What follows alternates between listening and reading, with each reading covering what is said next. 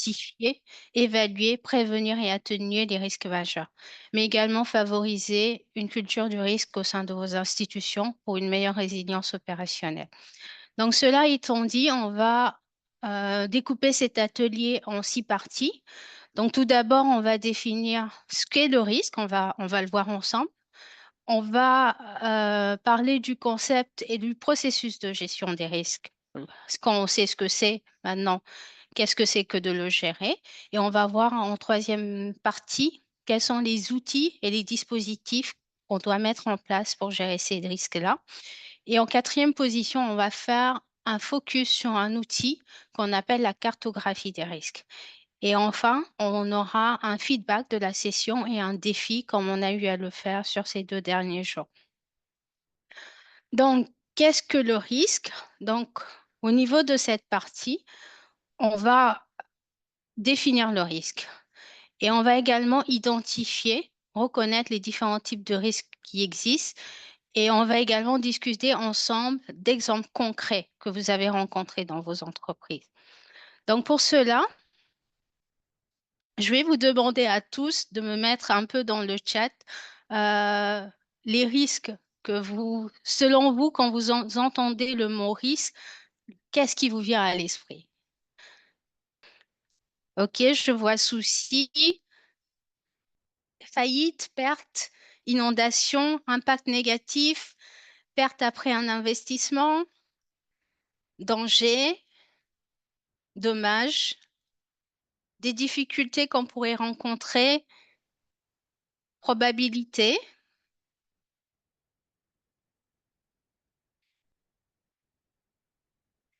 alerte, danger encore, échec, difficulté d'écoulement de la production, ok, vente à perte, donc j'ai vu des concurrences déloyales, événement négatif qui se produit, ok, qui peut impacter des objectifs, faillite, problème d'intrant, éventualité d'un dommage, incertitude, perte de matières premières, attaque de la récolte. Ok, donc on voit déjà que le risque, voilà, quand on l'entend, déjà de tout ce qu'on a vu jusque-là, c'est les gens le perçoivent comme quelque chose de négatif. Donc, ce qui est intéressant, on verra un peu plus tard que le risque ne l'est pas forcément tout le temps. Mais dans le cadre de cette session d'aujourd'hui, effectivement, on va mettre l'accent sur l'impact négatif du risque. Et excusez-moi, j'essaie de défiler mes slides. Donc, bon, en attendant que la slide fonctionne, je vais vous demander peut-être, je vais prendre 2 ou 3 personnes qui vont nous partager un risque qu'ils ont vécu dans leur entreprise.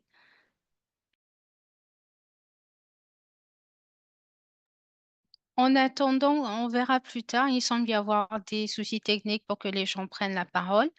On va déjà définir un peu de façon formelle ce qu'est le risque. Donc, on voit que généralement, c'est défini comme un danger éventuel. Donc, il y en a qui ont employé ce mot, qui est plus ou moins prévisible et qui est inhérent à une situation ou à une activité. C'est également la possibilité, j'insiste sur possibilité, qu'un événement incertain se produise et affecte les ressources, les résultats ou la pérennité d'une entreprise.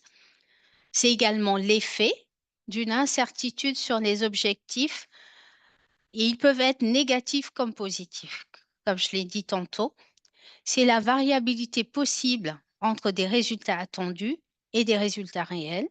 C'est également la combinaison d'une probabilité d'occurrence et d'un impact potentiel sur une activité. Donc ça, c'est les descriptions formelles du risque. Mais en termes simples, un risque, généralement, il est perçu comme tout ce qui peut nuire à une entreprise dans le cadre d'une PME. Donc, c'est ce qui peut vous faire perdre de l'argent, vos clients, vous empêcher de livrer vos produits, nuire à votre réputation. Mais, comme je l'ai dit, ça peut être positif parce qu'en prenant ça des risques qui sont bien pensés, on peut également transformer ou se démarquer par rapport à la concurrence. Donc, un fait, pourquoi j'insiste sur possibilité et fait, c'est qu'un risque, il est toujours associé à une probabilité, il y en a qui ont mentionné ce mot, et un impact, donc un effet. D'accord? Donc, on va voir ensemble quelques exemples de risques, ainsi que leur définition. Et plus tard, on verra, je vais vous demander de me donner des exemples par rapport à tous ces risques-là. Donc, on a le risque stratégique. Donc, c'est le risque, on a des PME, on a des entreprises, on a une vision, on a des objectifs qu'on veut atteindre, etc. Et on a une feuille de route pour les atteindre. Donc, un risque stratégique, c'est le risque que les choix ou les orientations qu'on prend ne nous permettent pas d'atteindre nos objectifs ou compromettent notre performance à long terme. Donc, ça peut venir de mauvaises décisions, donc lancer un produit qui n'est pas adapté. Avoir un changement dans l'environnement, ça peut être un changement réglementaire, une crise économique, etc. Ou avoir une incapacité à s'adapter par rapport à une situation, une nouveauté, etc. Nous avons également ce qu'on appelle le risque opérationnel. Donc, c'est un risque qui est lié à une perte directe, qui est lié à une défaillance en fait. Donc, il peut être direct ou indirect et il résulte de processus, de personnes ou de systèmes qui ont été inadéquats ou défaillants ou d'événements extérieurs. Un autre risque qu'on peut rencontrer, c'est le risque d'image ou de réputation. Donc, on est des PME, on cherche à bien se faire voir, avoir une image irréprochable pour attirer des clients, des fournisseurs, des partenaires, des investisseurs, etc. Donc, la réputation, c'est un actif stratégique pour le développement d'une entreprise, pour le recrutement, les collaborateurs, l'accès au financement, les relations en règle générale. Et elle se mesure, c'est au-delà des actifs physiques d'une entreprise, on a un excédent de valeur de l'organisation qui va représenter sa réputation. Et ce risque de réputation-là, il correspond à l'impact que peut avoir une erreur de gestion, un mauvais service ou autre sur l'image de l'organisation, de la manière dont elle est perçue par l'extérieur. On a aussi un autre groupe, une autre catégorie de risques qui sont les risques financiers. Donc, c'est un ensemble de risques qui sont courus par une entité en raison de son exposition à des fluctuations telles que les taux d'intérêt, de change, des prix ou la solvabilité d'un débiteur, etc. Donc, on les catégorise souvent en trois groupes. Donc, le risque de marché, qui est souvent lié à des prix, le risque de crédit, qui est lié à un défaut de paiement, le risque de liquidité, par exemple une trésorerie. Donc, on a une grande catégorie de risques qui si je peux dire aujourd'hui, qui a toujours existé, mais qui aujourd'hui est devenue très importante parce qu'elle est devenue, c'est un aspect que regardent énormément les investisseurs et il y a toute une réglementation qui se fait au niveau international. Et voilà, quelle que soit la taille de nos PME, à un moment ou à un autre, on sera impacté et donc mieux vaut prendre le train en marche dès maintenant. Donc, il s'agit des risques ESG.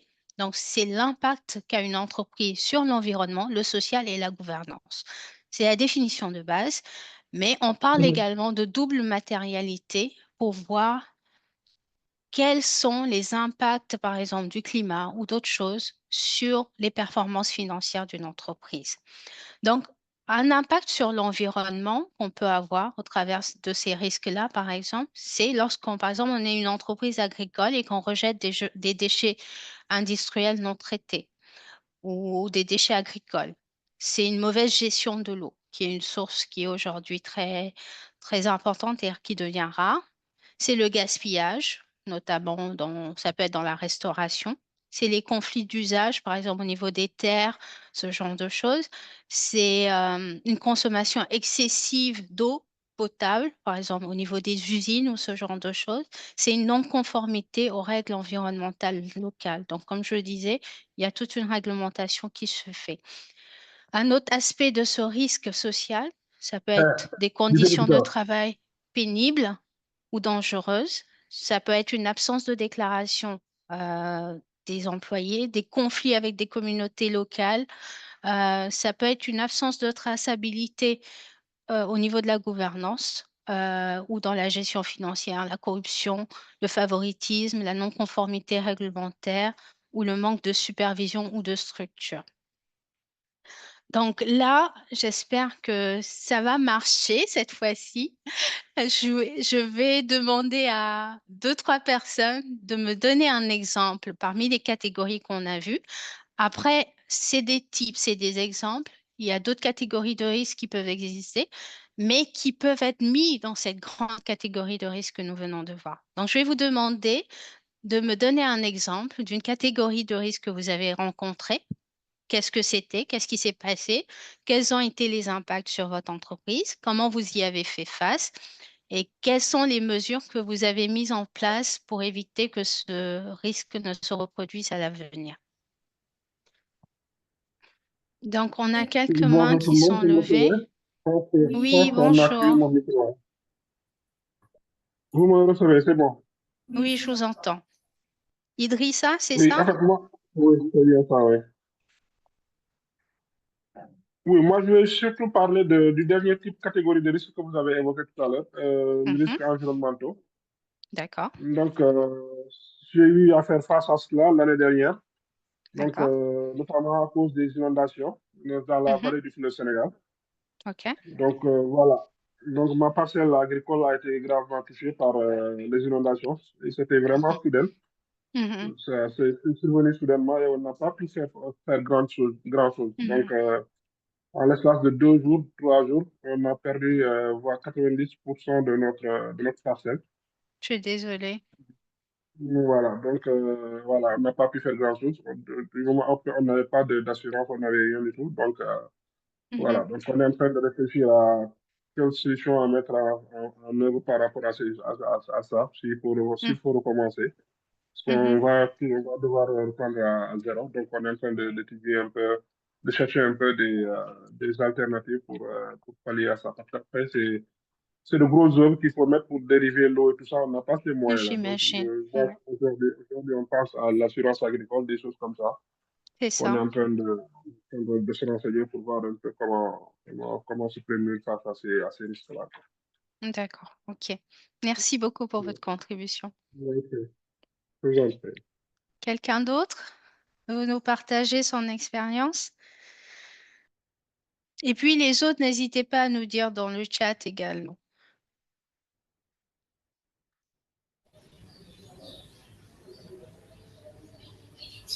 Oui, bonjour.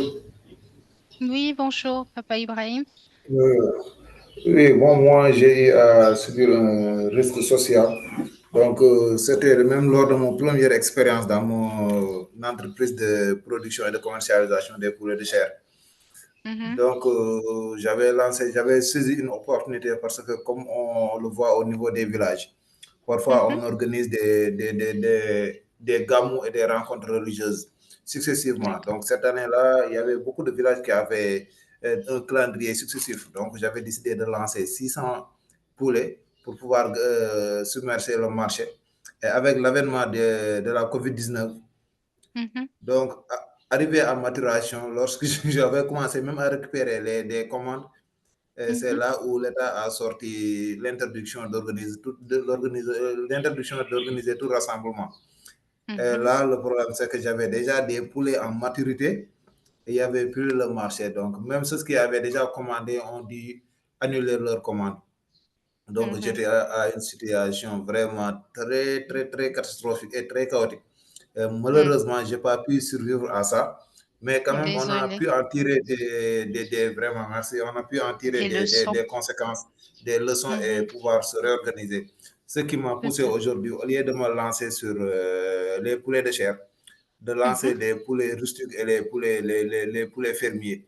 Donc, ce sont des D'accord. poulets qui résistent plus et que, en cas de saturation du marché, là, on peut Mhm, écouler petit à petit sans pour autant avoir le risque de mortalité ni d'être obligé de tuer et de les congeler. Parce que ces mhm, poulets-là résistent beaucoup plus dans la durée et peuvent se vendre de manière mhm, sur une longue durée. Et vraiment, ça m'a beaucoup aidé. En tout cas, j'ai beaucoup appris. Hmm. Donc, c'était mon Les, les, expérience. les, les, les, les situations ou les défis qu'on rencontre nous permettent toujours de nous, voilà, de nous fortifier, d'apprendre et d'être meilleurs pour les prochaines fois. Vraiment. Et Merci moi, en tout pour cas, votre, ça m'a beaucoup aidé. Merci. merci pour votre contribution. Ah oui, une dernière personne. Oui, bonjour tout le monde. Bonjour, c'est Nabou. C'est Noum Samba de Sani Agro.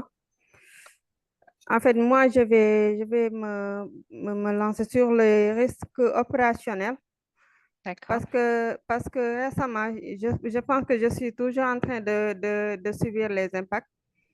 Donc, Mhm. je commence, en fait, dans ma production, j'avais l'habitude de commander mes emballages ici.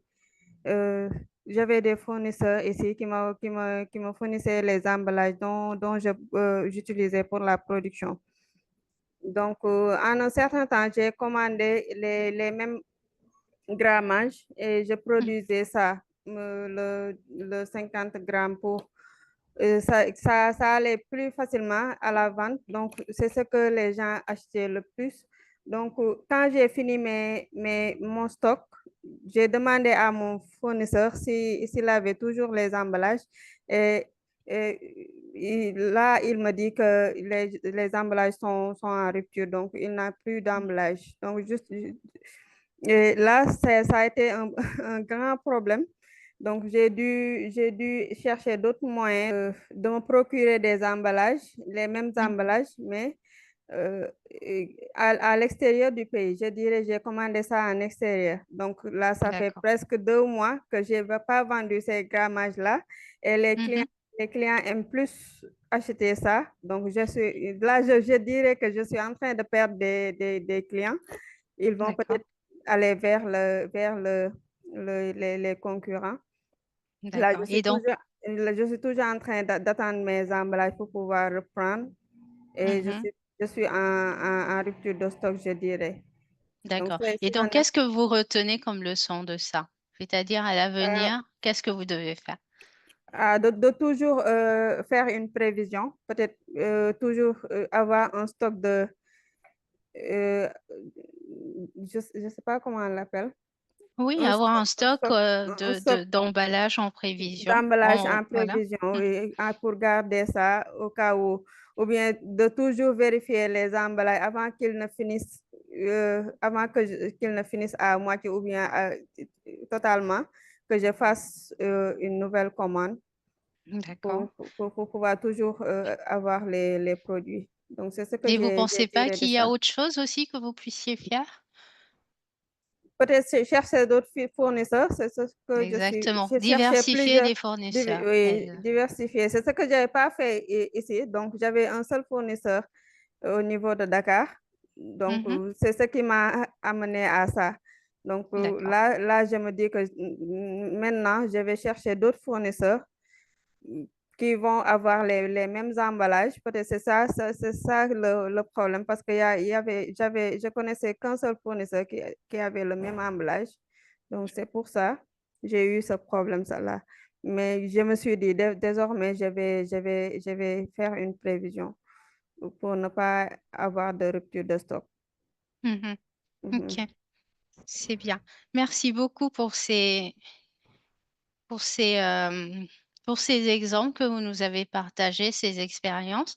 Donc, je pense qu'on voit tous qu'on peut avoir divers risques qui sont variés. Ils ont parlé de choses qui sont relativement différentes et que en se mettant à leur place, on voit que c'est des choses qui peuvent nous arriver à tous. Donc, tout à l'heure, j'ai parlé, voilà, j'ai défini certains risques et là, on va voir un peu quelques exemples de risques stratégiques. Par exemple, c'est un mauvais choix de partenaire ou de marché. Donc, comme elle l'a dit, une dépendance à un seul client ou à un fournisseur, ça peut être une absence de vision à long terme.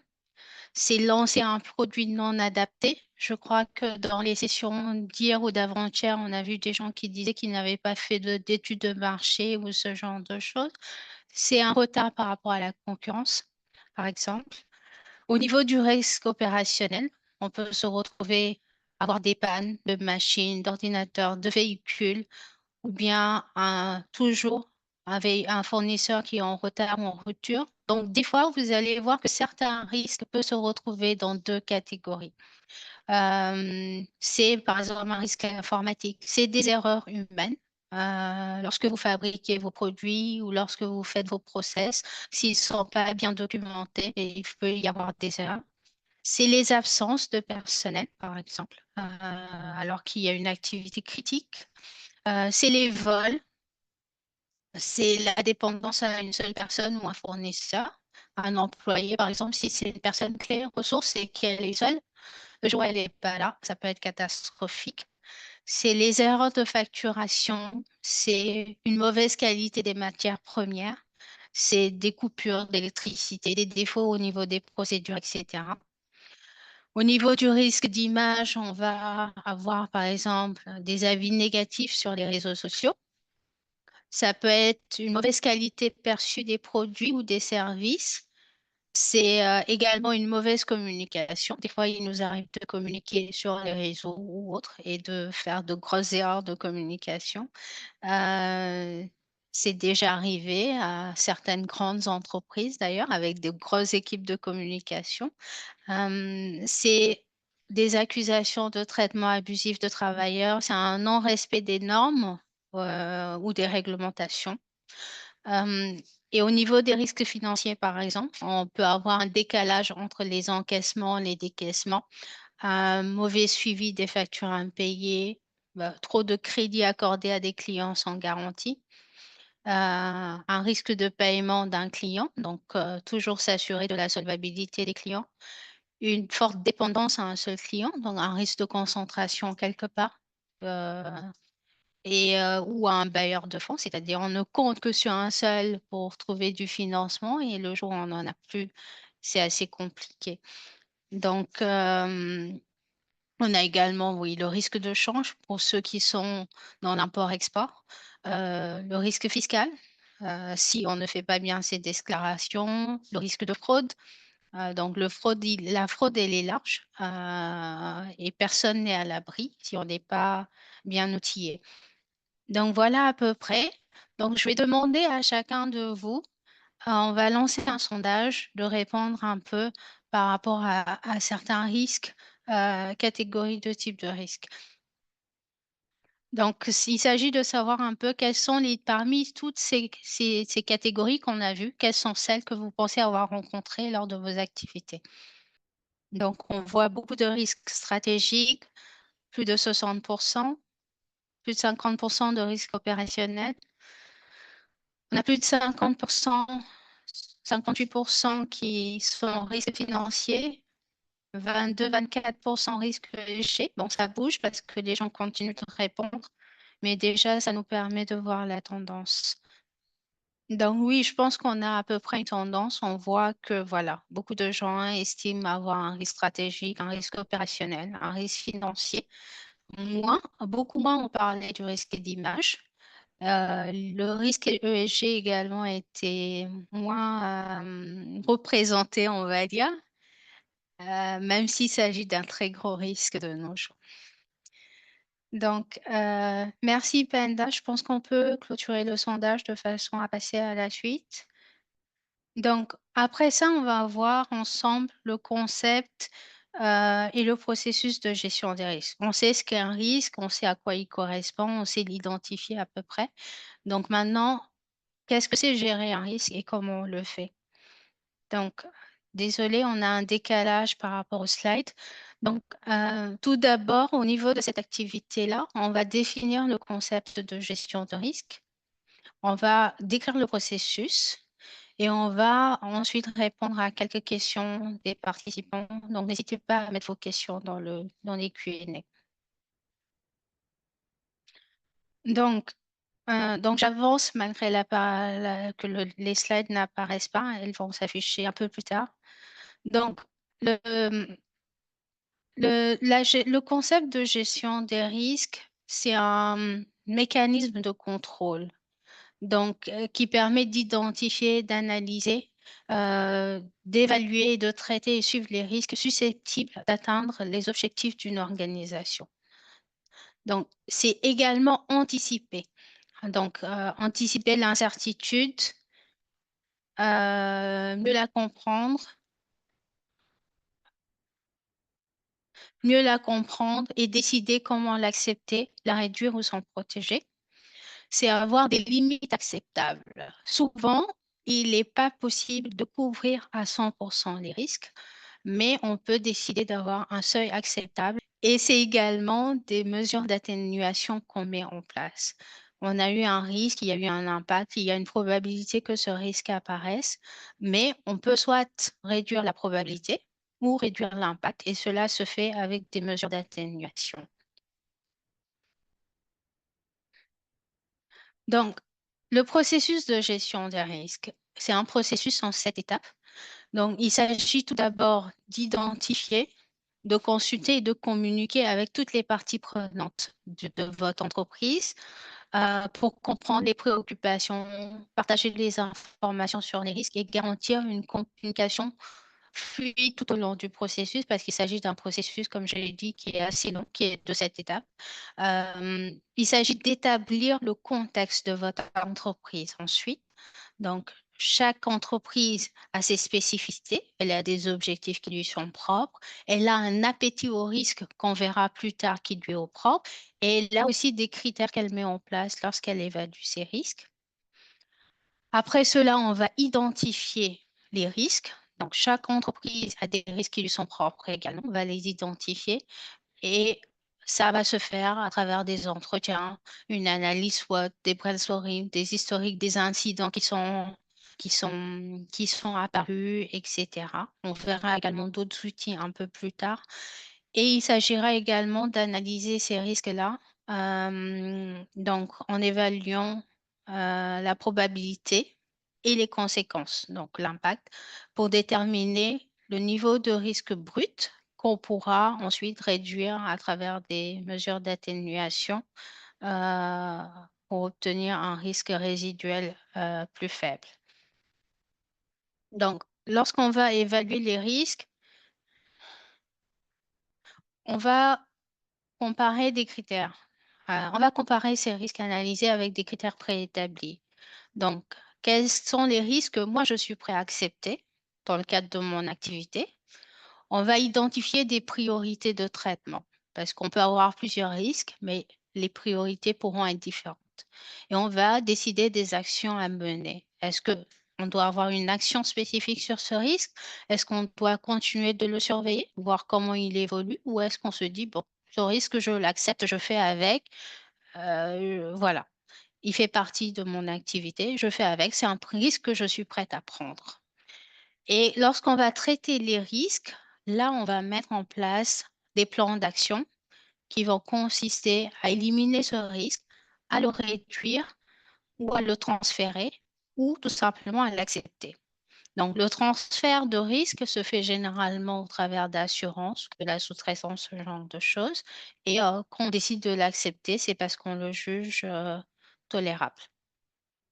Et enfin, les risques, ils évoluent en fonction des contextes, etc. Donc, il s'agit de mettre en place un suivi régulier qui permettra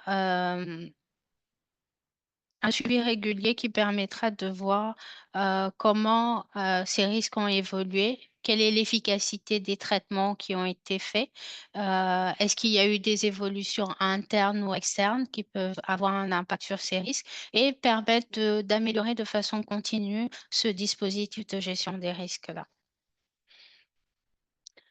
Donc, je vais prendre quelques questions avant qu'on passe au dispositif de gestion des risques. Je vais prendre des questions. Il y a déjà des questions dans le Q&A. OK. Il n'y a pas de questions spécifiques pour l'instant. Est-ce que quelqu'un... Oui, Touré, est-ce que votre micro est activé? D'accord. Bon. On va passer aux outils et dispositifs de gestion des risques. Donc, pour cela, on va discuter des dispositifs existants. J'ai fait un petit inventaire On va partager des retours d'expérience pour voir quels sont les dispositifs ou outils que vous avez déjà implémentés dans votre organisation et quelle est l'efficacité que vous en avez constatée et quels sont les plans d'action que vous comptez mettre en place avec éventuellement un calendrier pour renforcer votre dispositif global. Oui, Birahim, Bonjour, très madame. bien. Et vous-même? Seulement, c'est un grand réel Je ne sais pas si c'est moi, mais de- j'ai un peu du mal à vous entendre.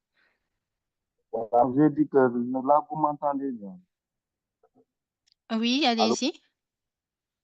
Voilà, en Oui. fait, mais j'ai dit que c'est un grand plaisir pour moi vraiment de partager avec vous ces journées de formation.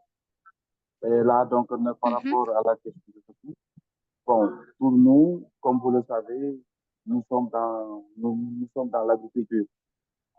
Pratiquement, mhm, qui dit agriculture et qui dit beaucoup de risques, parce que l'agriculture rime avec les risques. Voilà, et pour vraiment mitiger à ça, à ces genres de situations, donc nous avons pensé à souscrire à une police d'assurance au niveau de la compagnie assurance agricole. Donc, qui offre des couvertures d'accord. d'assurance donc, par rapport à la gestion donc, des risques environnementaux, comme, comment dire, les attaques d'oiseaux granivores, les inondations pluviales, pluviales et les dégâts aussi Mhm, causés par les animaux. Mais aussi, parallèlement à ça, aussi, nous avons mis aussi un dispositif. Donc, c'est-à-dire que nous, nous allons nous efforcer à respecter le calendrier culturel. Donc, ce qui nous permet quand même d'aller en campagne dans les délais et de pouvoir récolter vraiment dans mhm. les délais. Donc, comme ça, on va amoindrir donc, les sinistres, on va amoindrir vraiment les dégâts. Voilà, et ça contribue. Et depuis qu'on a commencé quand même à le faire, même si la compagnie nous indemnise, même si on a des risques, on nous indemnise aussi. Nous aussi, parallèlement, en fait, on a pris, comment dire, nos dispositions, donc vraiment pour minimiser les dégâts. Merci beaucoup, Francis. C'est très bien. Merci beaucoup, Ibrahim. On va prendre un dernier intervenant pour nous parler un peu des... Voilà.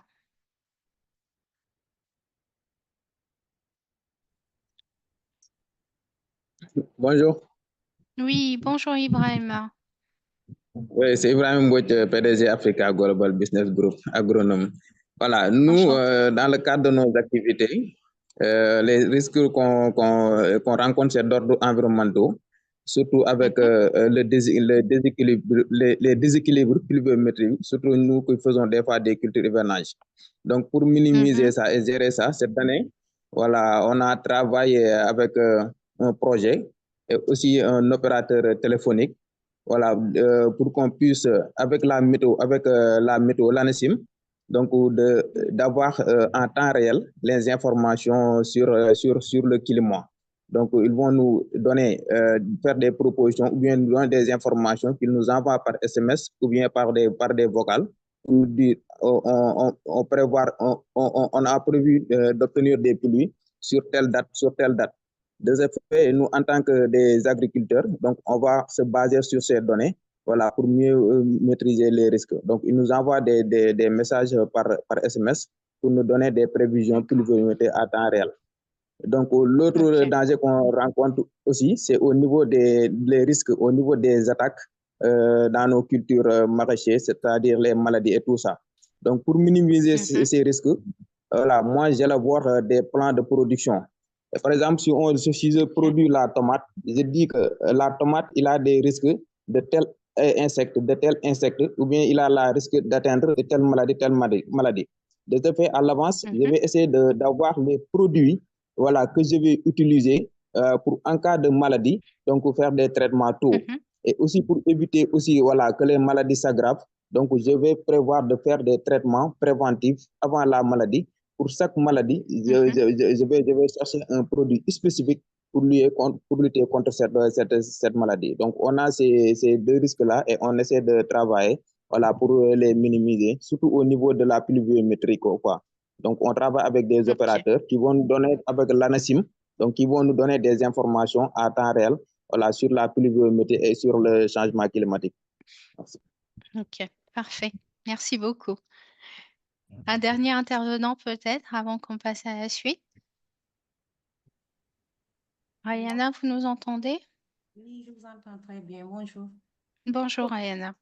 Oui, moi, j'ai eu à rencontrer un risque, je dirais un risque opérationnel. D'accord. Que je travaille quotidiennement sur sur mon ordinateur, Mhm. comme je suis assistante freelance. Et Ok. un jour, mon ordinateur est tombé en panne subitement et j'avais pas fait de sauvegarde. Wow. Et là, Ça j'ai fait mal perdu, ça. oui, j'ai perdu des fichiers clients, non des fichiers clients. Et j'étais tellement stressée. Mhm. Mhm. Mais depuis lors, je fais des sauvegardes sur un disque dur Ok. et je fais des sauvegardes. Et après, j'envoie sur mon compte Gmail ou bien sur le Mm. Drive pour une autre Ok. sauvegarde. Je fais une double sauvegarde depuis lors. Mais Parfait. c'était tellement stressant lorsque Mhm. ça m'est arrivé. Mhm. Si, si. Et après, au-delà de ce risque de perte de données, pour ce genre de métier, on a aussi un risque lié à tout ce qui est cybercriminalité. Donc, voilà. Donc, avec tous vos Surtout. témoignages, on voit vraiment que les risques, ils sont divers et ils peuvent nous toucher tous. Mm. Vous voulez rajouter quelque Merci chose, beaucoup. Diana? Non, merci, c'est ça. Merci, c'est Merci bon. beaucoup. Ok, merci. Merci à tous pour vos témoignages. Donc, on va maintenant regarder certains dispositifs et outils de gestion des risques de façon précise. Je ne pourrais pas, vu le temps, aller dans le détail sur tous, mais vous les aurez dans le détail au niveau des supports. Donc, pour certains, je vais juste dire de quoi il s'agit et pourquoi il faut les mettre en place, sans rentrer dans le détail de comment, même si, voilà, dans ce document, ça reste quand même un comment assez sommaire. D'accord. Donc, on a 3 types de gros dispositifs, de gestion des risques. Donc, c'est ce qu'on appelle la gestion des risques classique. On va avoir le contrôle interne et on va avoir l'audit. Et dans le gros dispositif de gestion des risques, on peut retrouver des outils tels que l'appétit au risque. Donc, on verra plus tard à quoi ça correspond, la cartographie des risques, le registre des risques, le dispositif de lutte antifraude, anticorruption et trafic d'influence. On a le dispositif de lutte contre le blanchiment d'argent et le financement du terrorisme, le programme de compliance, le dispositif ESG, sachant qu'il y a beaucoup de ces éléments qui se retrouvent aujourd'hui dans le dispositif ESG. D'accord? Donc, on va commencer par le premier qui est l'appétit au risque. Donc, l'appétit au risque, comme on a dit, on doit identifier un risque et on doit décider de quelle est l'action qu'on prend par rapport à ce risque-là. Quelle décision on prend par rapport à ce risque? Est-ce qu'on l'accepte? Est-ce qu'on le traite? Est-ce qu'on le réduit? Est-ce que voilà. Donc, l'appétit au risque, ça consiste à définir le type et le niveau de risque qu'une organisation est prête à accepter pour atteindre ses objectifs stratégiques. Donc, c'est un équilibre entre le bénéfice potentiel de cette prise de risque-là et les conséquences néfastes de cette même prise de risque. Donc, voilà. À chaque fois, c'est un couple rendement-risque, si on peut le dire ainsi. Donc, pourquoi on utilise cet outil? Donc, il permet aux organes de décision de positionner un curseur entre les résultats attendus et le risque associé. Parce qu'on peut prendre un risque alors que les résultats ne sont pas forcément pertinents par rapport au niveau de risque qui a été pris. Ou voilà, on peut aussi ne pas avoir à prendre un certain risque pour avoir des résultats beaucoup plus importants. Donc cet équilibre-là, il est à trouver, il faut un curseur pour le positionner. Il permet également de prioriser les ressources et les efforts de contrôle en fonction des zones de tolérance. Et il permet également d'avoir une culture des risques commune. Quand on est à plusieurs dans une même entreprise, il faut que tout le monde comprenne quel est le risque que l'entreprise est prête à prendre. Parce que sinon, certaines équipes vont prendre des décisions sans tenir compte de ce risque-là et d'autres prendre d'autres décisions et il n'y aura pas d'uniformité et à la longue, cela peut impacter de façon négative l'entreprise. Donc, comment on met en place un appétit au risque? Donc, on va réunir un peu toutes les parties prenantes au sein de l'organisation définir des domaines de risque. Donc, est-ce que c'est la stratégie, est-ce que c'est les opérations, les finances, etc., etc. Définir un niveau de risque acceptable pour atteindre cet objectif. Par exemple, on peut dire un niveau de risque, moi, je suis prête à perdre 1 million de chiffre d'affaires par an. Ça peut être autre chose, mais on va prendre un critère et on va dire, voilà le niveau que je suis prêt à prendre. Et donc, ça permet de voir est-ce que je suis dans la norme ou pas. Et quand on a fait cet exercice-là, on le partage au sein de l'organisation. Tout le monde doit savoir. Voilà. Donc, et on met souvent en place des échelles. On a une aversion, on est prêt à prendre un risque minimal, ou bien on est plutôt moyen, on prend un risque élevé, etc., etc. Donc, ça dépend vraiment de l'organisation. OK? Donc, un deuxième outil qu'on va voir de façon rapide, c'est le registre des risques. Donc, lui aussi, je vais faire quoi, pourquoi et comment. Donc, le registre des risques, c'est un document central qui recense, décrit et suit l'ensemble des risques identifiés au sein d'une organisation. On peut le faire sous forme Excel, dans un fichier Excel, par exemple. Donc, il va permettre de regrouper un peu toutes les informations sur chaque risque. Quelle est sa nature? Quelle est son origine? Quelle est sa probabilité? Quel est son impact? Et quelles sont les mesures qui existent aujourd'hui? Parce qu'il y a des mesures qui sont déjà là pour gérer ce risque-là. Quelles sont les personnes qui sont responsables et quelles sont les actions à mener additionnellement, de façon additionnelle pour réduire encore ce risque-là. Donc, pourquoi on l'utilise? Ça permet d'avoir une vision globale et structurée des risques. Il y a des risques qui se sont rajoutés, est-ce qu'il y a des risques qui ont disparu, etc. Ça permet d'avoir une traçabilité, une responsabilisation et une priorisation des actions. Et ça permet de renforcer la transparence et la communication interne. Donc, pour le mettre en place, cet outil-là, on va identifier les risques liés aux activités, aux projets, aux processus, etc. On va définir des critères, donc par rapport à la probabilité, la gravité, quelle catégorie de risque, etc. Et on va faire une fiche de suivi par risque pour savoir quelle est la source, l'impact, le niveau de risque, les mesures de contrôle, le responsable. Et on va mettre à jour régulièrement ce risque-là. Comme je dis, les risques d'une organisation, ça évolue, ça change en fonction du contexte, en fonction de beaucoup de choses. Et on va intégrer ce registre-là dans un dispositif global de gestion des risques, donc avec, voilà, en plus une cartographie des risques ou un reporting, etc. Sachant que le reporting est généralement un élément essentiel dont je ne parle pas dans ce document, mais voilà. Donc, un autre risque dont je vais parler un petit peu en détail, c'est le risque de fraude. Parce que beaucoup d'entrepreneurs, beaucoup d'entreprises peuvent avoir à le rencontrer de différentes manières, des fois très subtiles et des fois de façon plus violente. Donc, la fraude, on va la définir comme un acte volontaire et trompeur commis dans le but d'obtenir un avantage indu, il peut être financier ou autre, en violant des règles ou en dissimulant la vérité. Elle peut être commise par un individu ou un groupe. Par exemple, ce matin, ou je sais plus, j'avais déjà vu le truc sur LinkedIn il y a quelques jours, mais ce matin, il est revenu dans mon fil d'actualité. C'est un entrepreneur, il distribuait des produits, etc. Et il s'est avéré que ses équipes revendaient ces produits à d'autres sans passer, genre ils avaient un truc parallèle, et donc lui, ses ventes à un moment ne décollaient pas, il ne comprenait pas. Certains de ses clients l'appelaient pour lui dire: «Oui, j'ai reçu ma commande» et cetera, alors que lui, il n'a jamais fait de commande et il a jamais voilà. Donc, pour vous dire que ça arrive à tout le monde et à un moment, il a dû licencier toutes ces équipes-là, toutes ces équipes en charge de la distribution parce que c'était pourri jusqu'à la moelle.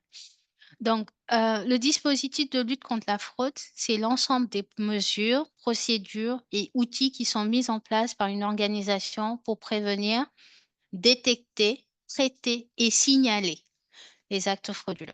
Donc, je répète, prévenir, détecter, traiter et signaler. OK? Donc, pourquoi on va l'utiliser? pour protéger les ressources financières, matérielles, donc financières, voilà. Ça peut être un vol dans la caisse, sur le compte bancaire, etc. Le matériel, ça peut être du matériel qu'on vole ou des produits. Ça peut être un vol d'informations, etc. Et donc, si on a une fraude, ça peut remettre en question la réputation et la crédibilité de l'entreprise vis-à-vis des partenaires, bailleurs, clients, etc. Donc, c'est important de lutter contre ça. Ça permet de réduire les pertes financières et juridiques liées aux fraudes. Et ça permet d'avoir un environnement éthique parce que quand les bases sont claires, les règles sont précisées, normalement, ça réduit certains comportements déviants. Donc, on a un code éthique et sécurisé et ça permet aussi de répondre à certaines exigences réglementaires. Donc, pour mettre en place un dispositif de lutte contre la fraude, il faut d'abord identifier le risque de fraude, OK? Les cartographier en fonction des voilà, les différents types de fraudes possibles, etc., en fonction des processus de l'entreprise. Ça, par exemple, les processus financiers, les processus de commercialisation, les processus de production, etc.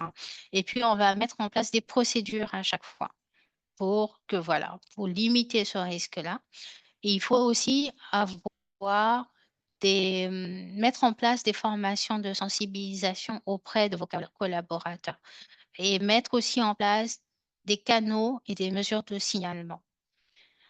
Parce que qui ne dit rien consent, comme on dit, et donc on est témoin d'actes qui sont malveillants et qu'on ne dit rien, on est plus ou moins coupable. Donc il faut mettre en place des canaux de signalement tout en protégeant ces personnes qui font ce signalement-là. Donc d'où l'importance que ces canaux soient confidentiels. D'accord? Pour ne pas que l'identité de ces personnes-là soit difficultée. Donc, ensuite, on a le dispositif de lutte contre la corruption et le trafic d'influence. C'est un risque majeur également. Donc, lui, je ne vais pas parler du comment, mais juste de ce que c'est et de pourquoi. Donc, la corruption, ça consiste à proposer des présents ou des avantages à une personne dépositaire d'une autorité pour qu'elle fasse quelque chose pour nous, dans le cadre de ses fonctions. Et le trafic d'influence, c'est passer par une personne qui a une certaine influence pour qu'elle contraigne ou qu'elle fasse usage de son influence pour faire obtenir quelque chose. Donc, ça peut être un avantage, un marché, une décision favorable par rapport à un appel, voilà, etc. On a le dispositif anticorruption dans ce cas qui va être un ensemble de mesures, de procédures et de mécanismes qui vont être mis en place pour prévenir, détecter et sanctionner les actes de corruption et de trafic d'influence, qui aujourd'hui sont des éléments qui vont aussi entrer dans la catégorie ESG en termes de gouvernance et pour lequel beaucoup d'investisseurs sont très regardants. Donc, pourquoi on l'utilise? Donc, pour prévenir les dérives éthiques et les atteintes à l'intégrité dans les relations. C'est pour répondre aux exigences légales et réglementaires. C'est pour protéger la réputation et la crédibilité parce que voilà. C'est éviter les sanctions pénales, administratives et financières parce que quand on se fait prendre, c'est compliqué. Et c'est aussi pour rassurer les partenaires, clients, bailleurs, investisseurs qui, comme je le disais, ont de plus en plus un regard très, très prononcé sur ces questions-là. Donc, pour la partie comment, lorsque vous aurez les supports, vous pourrez aller dans le détail parce qu'on a plusieurs dispositifs et outils à faire. Donc, on va regarder rapidement le dispositif de anti-blanchiment d'argent et financement de terrorisme, qui est également quelque chose de très important. Donc, le blanchiment d'argent, ça va consister à le fait que des fonds qui proviennent d'activités illégales ou illicites sont dissimulés, transformés, intégrés dans un système financier légal. Voilà, on rentre l'argent propre, on va dire. Le financement du terrorisme, lui, va consister à fournir, collecter ou utiliser des fonds licites ou illicites d'ailleurs, dans le but de soutenir des activités terroristes. Et donc, le dispositif de lutte contre le blanchiment d'argent et le financement du terrorisme, ça va être là aussi des mesures, des procédures et des contrôles visant à empêcher l'intégration de fonds dans ces éléments-là. Par exemple, un exemple de blanchiment qui peut être possible, c'est que vous recevez des fonds d'un soi-disant investisseur ou actionnaire, alors que cet argent-là, il est ici, donc il le réintègre dans votre, euh, dans votre entreprise pour le blanchir, etc. Ça peut être via des marchés, etc. Donc, il faut faire extrêmement attention parce que les conséquences peuvent être très, très, très importantes. Donc, pourquoi on utilise ce dispositif-là? Donc, c'est pour prévenir les risques juridiques et financiers liés à des poursuites, des sanctions, des gels d'avoirs. Quand on est pris dans ce genre de situation, c'est très compliqué parce qu'on peut se retrouver du jour au lendemain à avoir tout gelé, sans compter les sanctions qui vont derrière et les poursuites. D'accord? Donc, c'est quand une entreprise est accusée ou est impliquée ou il y a un soupçon de blanchiment d'argent, ça a un gros impact sur sa réputation auprès des partenaires et des bailleurs. Donc, ce dispositif-là nous permet également d'assurer une traçabilité des flux financiers. Qu'est-ce qui rentre? D'où ça vient? Comment c'est utilisé, etc. Et vous allez voir, par exemple, que même vos banques, etc., avant d'ouvrir un compte, vont vous demander pourquoi, d'où vient l'argent. Ils vont suivre vos flux, etc. Est-ce que cette opération-là, elle est normale? Ben, ce client, il avait l'habitude d'avoir des transactions d'un montant d'1 million et aujourd'hui, il a un montant de 100 millions qui débarque dans son compte. Normalement, la banque fait une investigation pour savoir. OK? Donc, ça rassure également les parties prenantes sur la conformité éthique et réglementaire et pour répondre également aux exigences légales réglementaires. Aujourd'hui, toutes les institutions financières avec lesquelles vous allez travailler ont des obligations très fortes en matière de détection du risque de blanchiment d'argent et de financement du terrorisme via le GAFI ou le FATCA pour la norme américaine, etc. Donc, on a également le programme de compliance. Donc, la compliance, c'est conformité. Bon, le terme anglais est plus large que quand on dit conformité en français, mais c'est le moyen le plus facile de le traduire. Donc, c'est un ensemble de processus qui permet d'assurer le respect des normes et règles applicables à une entreprise. Certains d'entre vous sont peut-être dans des secteurs réglementés. Ça va rentrer dans le cadre de la compliance. Donc, il y a aussi un aspect relatif à l'éthique avec qui on travaille, qui sont les gens. On va avoir des organisations qui vont avoir un dispositif de compliance pour vérifier l'éthique de leurs employés, de leurs fournisseurs, etc., etc. D'accord? Donc, c'est vraiment tout ce qui a trait à l'éthique.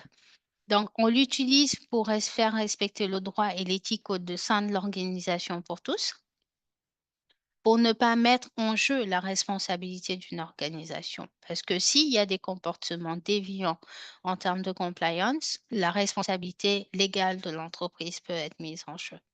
Et ça évite les sanctions et l'atteinte à la réputation. Donc, toujours pour le comment, on va le voir dans le document qui vous sera partagé. Donc, le dispositif ESG, donc lui aussi, c'est un ensemble, c'est un dispositif qui va permettre de traiter tous les enjeux socio-environnementaux et de gouvernance. Donc, l'ESG aujourd'hui, c'est des critères, c'est un dispositif de gestion des risques qui est inclus dans la RSE, on va dire. Un RSE, généralement, c'est voilà, qu'est-ce qu'on fait par rapport à la société, par rapport à l'environnement. Mais l'ESG va également prendre en compte l'impact que tous ces éléments-là, on a eu des exemples de gens qui ont eu, à cause des problèmes climatiques, un impact financier. Donc, l'ESG va regrouper tous ces éléments-là. Donc, tous les critères environnementaux, sociaux et de gouvernance. Et ils sont devenus essentiels aujourd'hui pour réduire les risques financiers, même si on le dit extra-financiers, ils ont forcément une matérialité financière à un moment pour l'entreprise. Donc voilà, et répondre aux exigences des partenaires et préserver la réputation. On le verra plus tard. Aujourd'hui, c'est devenu un enjeu central au niveau de tous les investisseurs, les institutions financières, etc., qui intègrent et qui seront obligés bientôt d'intégrer des critères ESG lors de l'octroi de prêts ou de financement. D'accord? Donc, pourquoi on l'utilise? Donc, c'est pour identifier tous les risques liés à l'environnement, aux conditions de travail, à la gouvernance, à l'éthique, etc. Donc, comme je le disais plus tôt, il y a beaucoup de dispositifs ou d'outils qui sont intégrés dans ce dispositif ESG qui peut être plus large. Il va également permettre de réduire les risques juridiques. Je donne un exemple, une entreprise qui déverse des déchets et elle rend malade les populations qui vivent autour. Elle aura des attaques judiciaires, sans compter l'impact sur la réputation, etc. Donc, c'est tous les risques juridiques, réputationnels, sociaux, voilà, que peuvent rencontrer l'entreprise. C'est répondre, comme je l'ai dit, aux attentes des clients, partenaires, banques, bailleurs et fournisseurs, parce que eux-mêmes ont une pression par rapport à des objectifs mondiaux. Et c'est également s'inscrire dans une logique de développement durable. Donc, on ne crée pas une entreprise uniquement pour faire du chiffre aujourd'hui, etc. Mais on crée une entreprise pour qu'elle soit pérenne. On crée une entreprise par rapport à l'impact qu'elle peut avoir, etc., etc. Donc, concernant le dispositif ESG, comment on va le mettre en place? Il va s'agir de mettre en place une cartographie des risques ESG. Donc, on verra, on a un point spécifique à la cartographie des risques. Donc, il va s'agir de définir quels sont les risques environnementaux, sociaux ou de gouvernance, mener une analyse de matérialité pour hiérarchiser les enjeux avec les parties prenantes. Donc, la matérialité, c'est l'impact, OK? L'impact, qu'il soit sur les autres ou l'impact que cela a sur nous, d'accord? C'est définir des indicateurs ESG. Par exemple, ça peut être la consommation d'eau, ça peut être la parité, ça peut être la rotation du personnel, la corruption, etc. Les critères ESG sont très divers et en fonction du type en fonction de si c'est de l'environnement, du social ou de la gouvernance, il y a toujours un grand nombre d'indicateurs. Donc, il s'agira également de faire un reporting ESG, commencer à le préparer. Peut-être toutes les structures ne sont pas aujourd'hui prêtes à faire un reporting, mais même de façon simplifiée, vu l'évolution de la réglementation, commencez déjà à essayer de mettre en place un reporting ESG pour suivre et communiquer un peu sur vos progrès. Qu'est-ce que vous avez mis en place? Qu'est-ce que vous surveillez, etc. C'est mettre en place des engagements écrits et des procédures. Par exemple, ça peut être une politique environnementale, un code de conduite et pour certains, un engagement auprès, par exemple, de vos partenaires. Par exemple, si vous avez des fournisseurs, vous devez avoir un engagement auprès d'eux pour les amener à avoir des pratiques plus durables. Euh, on va également former et sensibiliser les équipes aux enjeux ESG.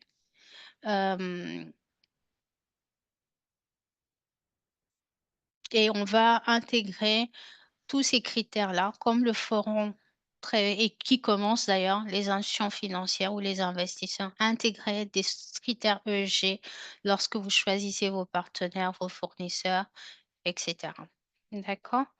Donc, le dispositif ESG de façon schématique.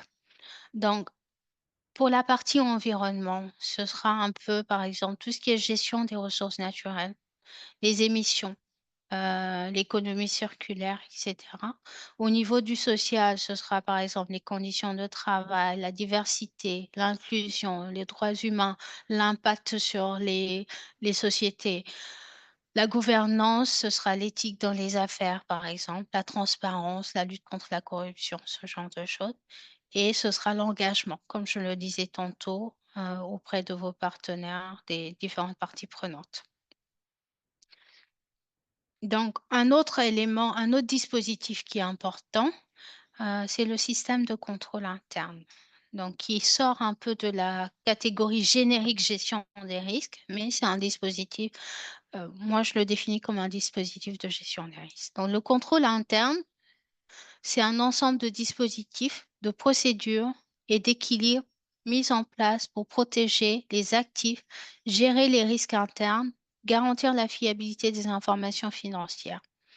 Donc, il va permettre de prévenir les fraudes, les erreurs, les omissions et sécuriser toutes les opérations de l'organisation.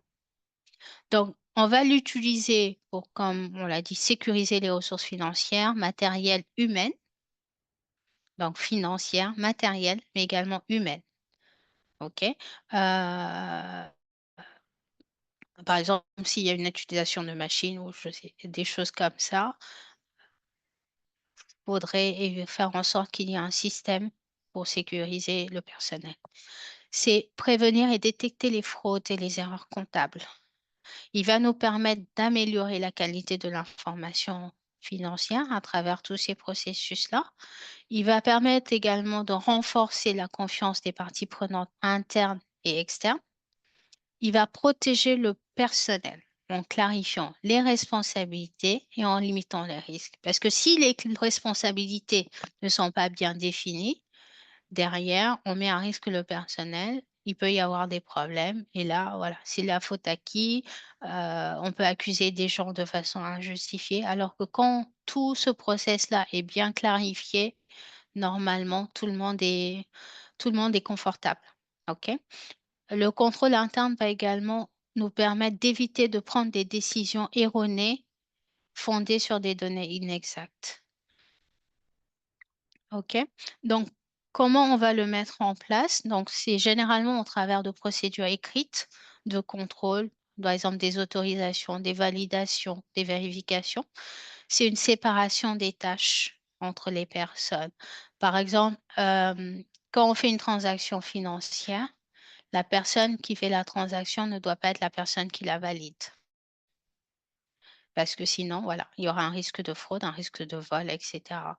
Pareil, quand il y a un processus qu'on doit valider ou un produit qu'on doit vérifier, c'est pas celui qui l'a produit qui va le vérifier, ce genre de choses. Donc, c'est également mettre en place des vérifications régulières. Donc, ça peut être des rapprochements bancaires ou autres. Ça peut être des contrôles de cohérence.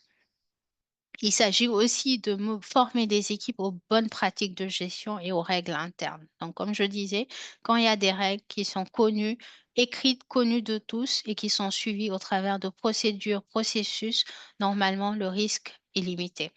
Et c'est également assurer un suivi permanent du système et adapter les contrôles si nécessaire. Parce que les choses peuvent évoluer d'une façon ou d'une autre. Et dans ce cas, tout dans la gestion des risques, pour tout dans la gestion des risques, il faut toujours un suivi pour pouvoir réadapter. OK?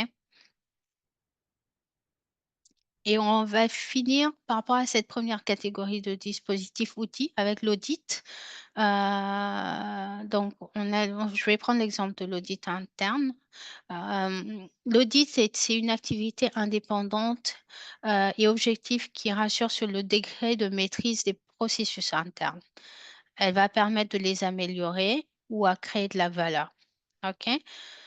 Donc, une mission d'audit interne, elle va permettre de répondre à un certain nombre de questions. Est-ce que l'organisation au sein de mon entreprise est adaptée? Est-ce qu'il y a une séparation des fonctions d'engagement et de contrôle? Donc, comme je le disais, la personne qui fait, la personne qui contrôle. Est-ce que les tâches des uns et des autres sont bien définies et est-ce que les responsabilités sont bien définies? Est-ce qu'il existe des méthodes et des procédures adaptées? Est-ce qu'elles sont implémentées? Parce qu'elles peuvent exister et ne pas être implémentées.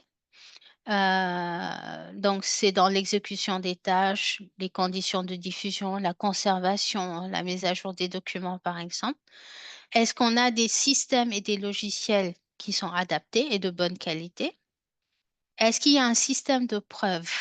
C'est-à-dire, pour chaque process ou procédure, il y a un système de preuve. Donne un exemple, il y a un paiement qui a été fait, mais est-ce qu'il y a il y a une preuve pour justifier que c'était lié à une facture ou autre, et cetera.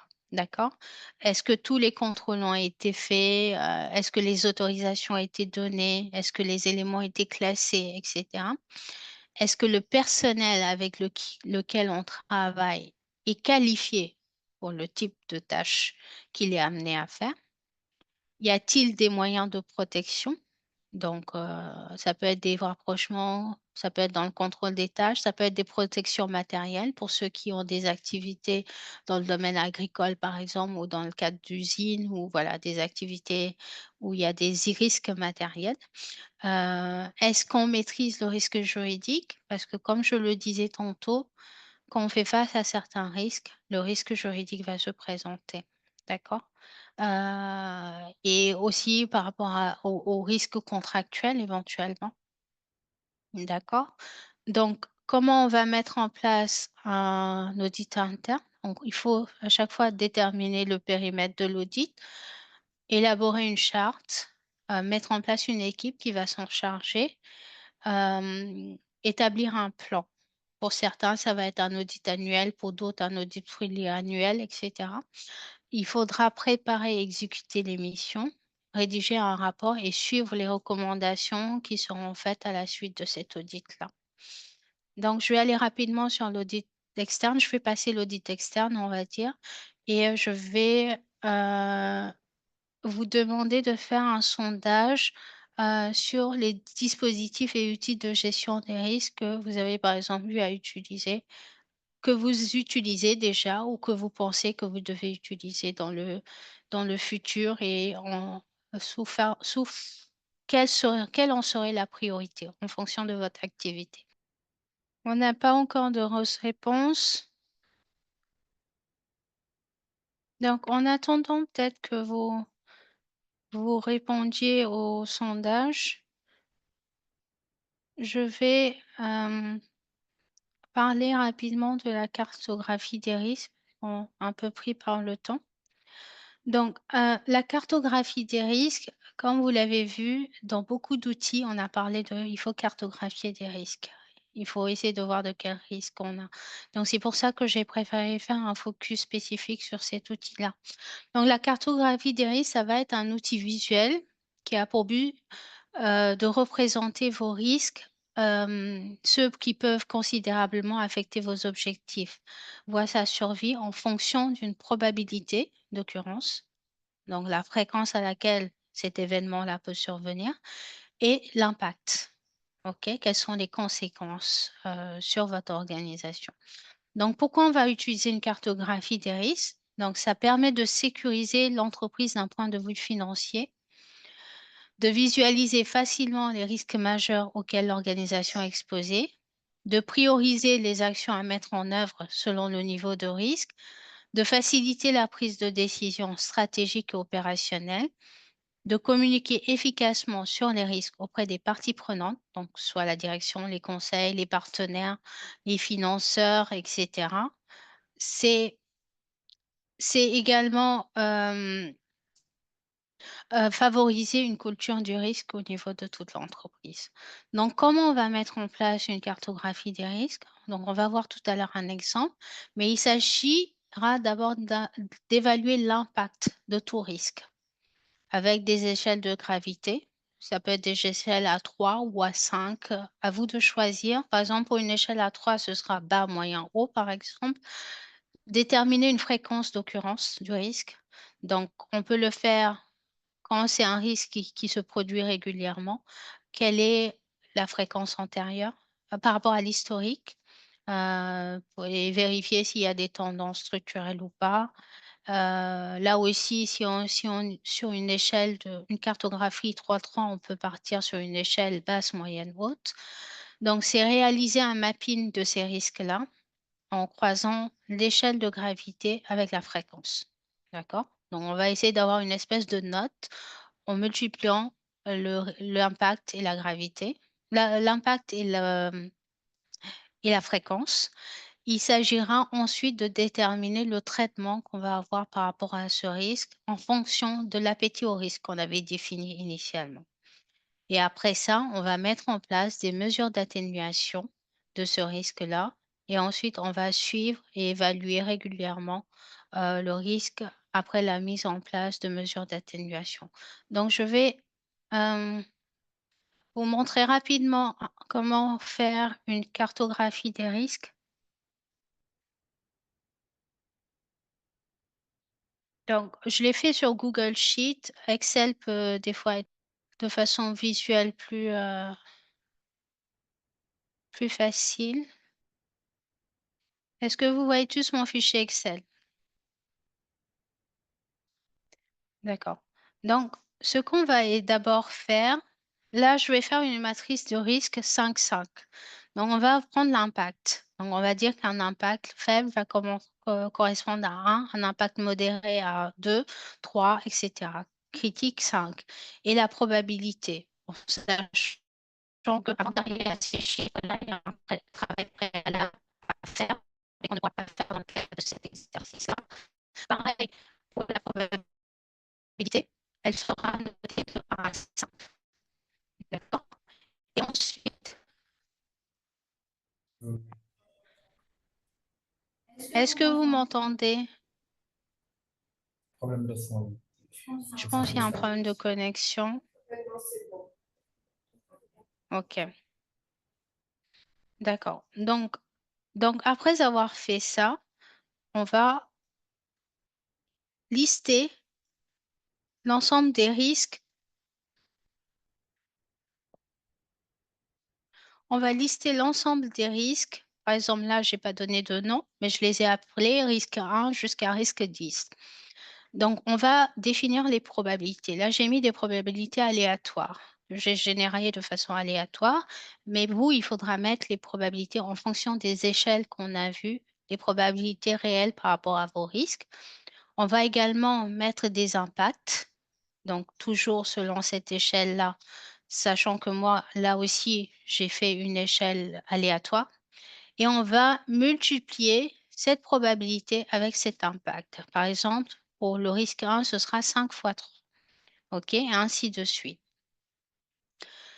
Donc, quand on fait cela, on peut ensuite, vous voyez, on a des notes qui sont associées à chaque risque. Donc là, vous pouvez faire un formatage. Vous voyez, par exemple, les risques les plus faibles sont en vert et plus ils sont élevés, ils vont vers du rouge. Donc ça, c'est en fonction de formatage avec une mise en forme conditionnelle que vous pouvez choisir. Et après, vous pouvez créer un nouillage de points ou une bulle en fonction de si vous utilisez Excel ou Google Sheet. Donc là, sur Google Sheet, c'est le seul moyen de visualisation pratique que j'ai trouvé. Sur Excel, cela peut se faire autrement. Donc, vous allez voir, par exemple, que j'ai eu une échelle de visualisation en disant que, par exemple, les risques sont les plus faibles. Donc, par exemple, le risque 10, donc le risque 10 avec une probabilité de 2 et un impact de 1, qui lui, voilà, et en vert, c'est un risque faible. Donc, et plus on va monter, on va voir que ça va devenir plus jaune, orange et monter vers du rouge pour les risques les plus élevés. D'accord. Donc, ça vous permet de façon déjà visuelle de savoir, OK, où se positionne ce risque-là et comment je dois le gérer. Donc, par exemple, quand vous avez des notes, voilà, entre 1 et 5, dans le cadre de cet exemple-là, ça va correspondre, vous pouvez décider qu'il s'agit d'un risque faible. Et donc là, la surveillance qu'il faudra faire, elle pourra être simplifiée. Si vous avez des notes entre 6 et 10, il s'agira d'un risque modéré. Donc, il faudra mettre en place des mesures de prévention. Entre 11 et 15, le risque pourra être considéré comme élevé. Donc, il faut vraiment un traitement actif. Et au-delà de 16, 25, là, c'est vraiment un risque critique. Donc, il faut une action immédiate, un plan d'urgence. Donc, vous voyez que ça, voilà, avec un outil comme ça, vous pouvez déjà voir rapidement comment se positionnent les risques de façon visuelle et comment les traiter. Donc, je ne sais pas s'il y a quelques questions dans les Q&A spécifiques. Oui, il y a deux questions. Oui, deux questions d'Amoroba.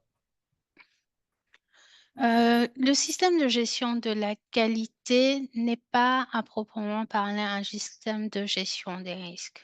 On peut l'intégrer dans un dispositif, mais oui, la question était voilà, de savoir si un système de gestion de la qualité est un système de gestion des risques. Moi, pour ma part, je dirais non. La qualité, c'est quelque chose de, de différent. Ça peut être lié, il peut y avoir des interactions, mais par rapport à une gestion des risques globale, sachant que là, aujourd'hui, on n'a vu qu'une petite partie de la gestion des risques, je dirais que la gestion de la qualité uniquement ne permet pas de répondre à la gestion des risques. Je pense que c'est la seule question éventuellement en lien avec, avec. Après, je ne sais pas si des gens veulent intervenir rapidement, ont eu des questions à poser à l'oral, une ou deux personnes. Mokhtar Fall, n'a jamais donné Mokhtar Fall.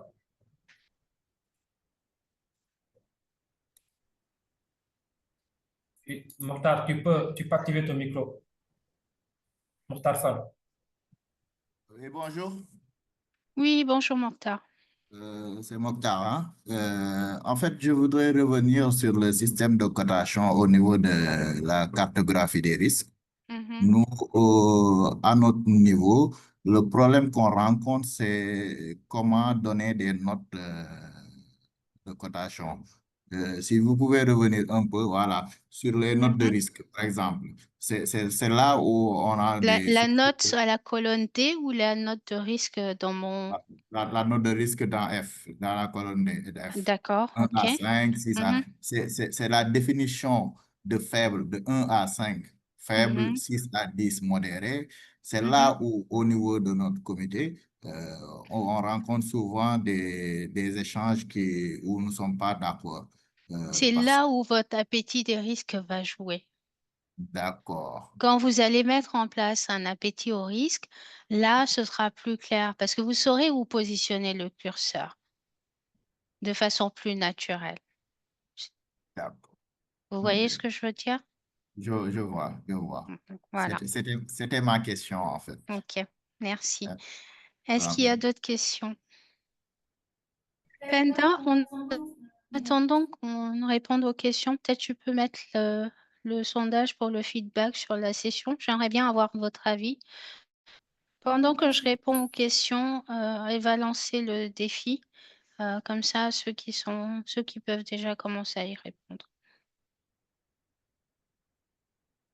Mais n'hésitez pas non plus à me dire dans le chat, voilà, comment vous avez trouvé la session, qu'est-ce que ça vous a apporté, etc. Pour ceux qui ont fini de renseigner le défi, merci beaucoup. Vous pouvez vous déconnecter. La session d'aujourd'hui est terminée et on se revoit demain à 11h30 avec grand plaisir. Et pour les autres, le défi est toujours actif. Vous avez encore quelques temps pour y répondre. Merci beaucoup. Pour ceux qui ne voient pas le défi, il faut aller en bas de votre écran sur la barre latérale. Vous allez vous déplacer jusqu'à plus et sur la liste déroulante, vous verrez un sondage.